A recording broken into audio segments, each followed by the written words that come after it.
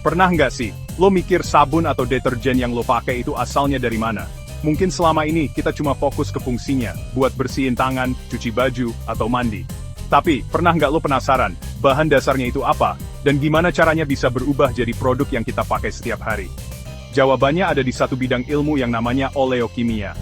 Oleokimia adalah cabang kimia yang khusus mempelajari dan mengolah minyak serta lemak, baik yang berasal dari tumbuhan seperti kelapa sawit, kelapa atau kedelai, maupun dari hewan. Lewat proses kimia yang canggih, bahan-bahan alami ini diubah jadi berbagai produk yang kita temui sehari-hari, mulai dari sabun, sampo, deterjen, sampai pelumas mesin dan bahkan kosmetik.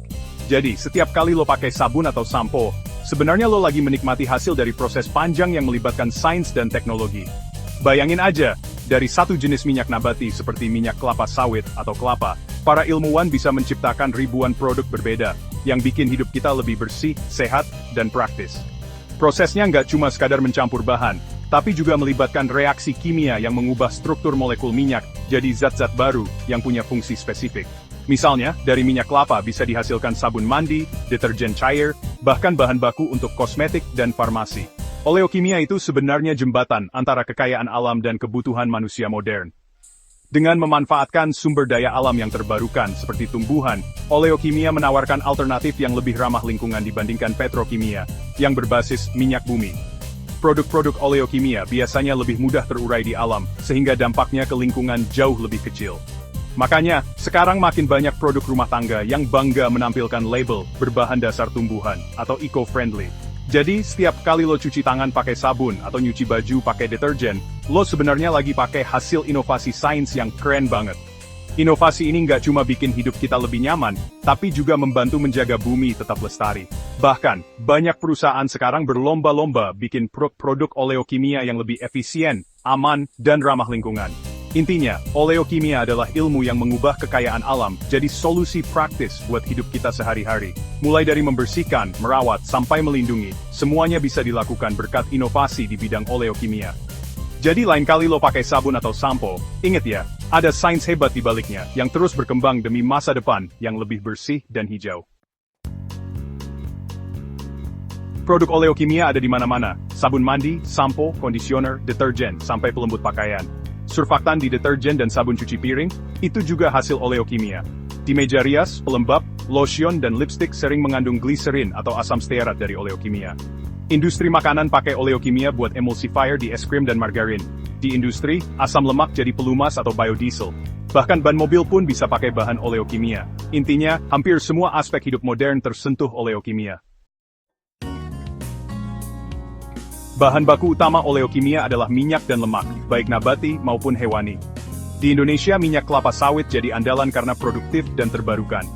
Selain sawit, ada minyak kelapa, kedelai, bunga matahari, dan rapeseed. Masing-masing punya karakteristik unik. Lemak hewani seperti tallow juga masih dipakai, walau kalah populer dari minyak nabati. Keunggulan bahan baku alami bisa diperbarui, beda dengan minyak bumi. Prosesnya, panen buah sawit, ekstrak minyak, lalu olah di pabrik oleokimia. Kualitas bahan baku van Di pabrik, proses pembuatan bahan oleokimia dimulai dari minyak mentah seperti minyak kelapa sawit atau minyak kelapa. Minyak ini pertama-tama dipanaskan dan dimasukkan ke dalam reaktor besar. Di dalam reaktor, minyak mentah dipecah lewat proses hidrolisis, yaitu reaksi kimia dengan air pada suhu dan tekanan tinggi. Proses ini memisahkan minyak menjadi dua bahan utama, asam lemak dan gliserin. Hidrolisis ini sangat penting karena menentukan kualitas hasil akhir. Setelah terpisah, asam lemak diproses lebih lanjut melalui fraksinasi, yaitu pemisahan berdasarkan titik leleh. Setiap jenis asam lemak punya kegunaan berbeda sesuai kebutuhan industri. Misalnya, asam laurat banyak dipakai untuk membuat sabun karena sifat pembersihnya yang kuat, sedangkan asam stearat digunakan dalam pembuatan kosmetik dan lilin karena teksturnya yang padat dan lembut. Proses pemisahan ini dilakukan dengan sangat teliti, agar hasilnya murni. Sementara itu, gliserin yang dihasilkan juga tidak kalah penting. Gliserin dimurnikan melalui beberapa tahap penyaringan dan distilasi untuk menghilangkan kotoran. Setelah murni, gliserin digunakan sebagai bahan utama dalam produk pelembab kulit, karena sifatnya yang mampu menarik dan menjaga kelembapan. Selain itu, gliserin juga dipakai dalam industri farmasi, misalnya sebagai bahan dasar obat batuk, serta dalam industri makanan sebagai pemanis dan pengawet alami. Jadi, satu bahan bisa punya banyak manfaat di berbagai bidang. Menariknya, hampir semua hasil proses ini dimanfaatkan secara maksimal. Limbah yang dihasilkan sangat sedikit, karena sisa-sisa bahan biasanya diolah kembali atau digunakan untuk produk lain. Inilah yang membuat industri oleokimia dikenal ramah lingkungan dan efisien. Asam lemak yang sudah dipisahkan juga bisa diolah lebih lanjut menjadi fatty alcohol, bahan penting untuk pembuatan deterjen cair dan sabun cuci. Proses ini melibatkan reaksi kimia tambahan yang mengubah struktur asam lemak menjadi alkohol. Selain itu, asam lemak juga bisa diubah menjadi methyl ester, yang merupakan bahan utama biodiesel. Biodiesel ini digunakan sebagai bahan bakar ramah lingkungan untuk kendaraan dan mesin industri. Semua proses di pabrik ini dikontrol secara ketat dengan teknologi canggih. Sensor dan komputer memastikan setiap tahap berjalan sesuai standar, sehingga kualitas produk selalu terjaga dan aman digunakan. Hasil akhirnya adalah bahan dasar untuk ribuan produk yang kita pakai setiap hari, mulai dari sabun, kosmetik, makanan, hingga obat-obatan. Proses yang panjang dan rumit ini ternyata sangat dekat dengan kehidupan kita sehari-hari. Reaksi utama di oleokimia: saponifikasi, bikin sabun dari minyak dan basa; esterifikasi, gabung asam lemak dan alkohol jadi ester; dan hidrogenasi, ubah minyak cair jadi padat. Saponifikasi hasilkan sabun dan gliserin, proses yang sama dipakai di pabrik skala besar. Ester dipakai buat pewangi, lotion, atau pelumas. Hidrogenasi bikin margarin dari minyak cair, juga fatty alcohol buat deterjen. Semua reaksi ini dikembangkan terus supaya makin efisien dan ramah lingkungan. Ilmuwan cari katalis baru dan teknologi hemat energi. Tujuannya, inovasi produk berbasis alam yang makin bermanfaat dan berkelanjutan. Industri oleokimia penting banget buat Indonesia. Kita produsen sawit terbesar dunia. Daripada ekspor minyak mentah, lebih untung kalau diolah jadi produk oleokimia bernilai tinggi. Ini namanya hilirisasi, meningkatkan nilai tambah, ekspor dan pendapatan negara. Industri ini juga buka banyak lapangan kerja, dari operator sampai peneliti. Oleokimia sejalan dengan tren ekonomi hijau, pakai bahan terbarukan, bukan fosil. Tapi, harus diiringi praktik perkebunan berkelanjutan, supaya lingkungan tetap terjaga.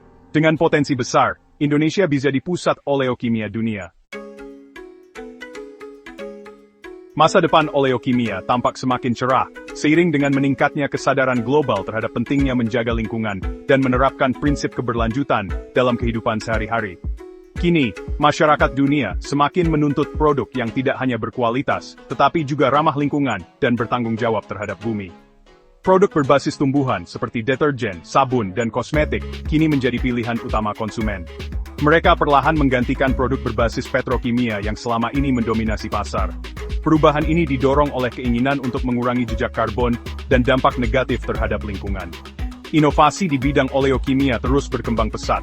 Kini, kita bisa menemukan bioplastik yang terbuat dari minyak sawit, cat ramah lingkungan yang tidak beracun, hingga berbagai produk baru yang memanfaatkan bahan alami. Semua inovasi ini bertujuan untuk menciptakan solusi yang lebih hijau dan berkelanjutan, tanpa mengorbankan kualitas. Namun, di balik kemajuan ini, ada tantangan besar yang harus dihadapi.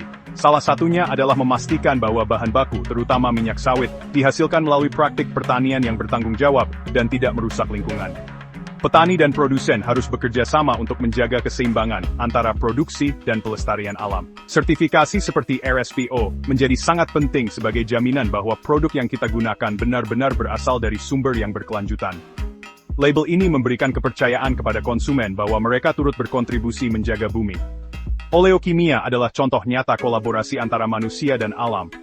Dengan memanfaatkan sumber daya alam secara bijak, kita bisa menciptakan masa depan yang lebih hijau, di mana teknologi dan alam berjalan beriringan untuk kebaikan bersama.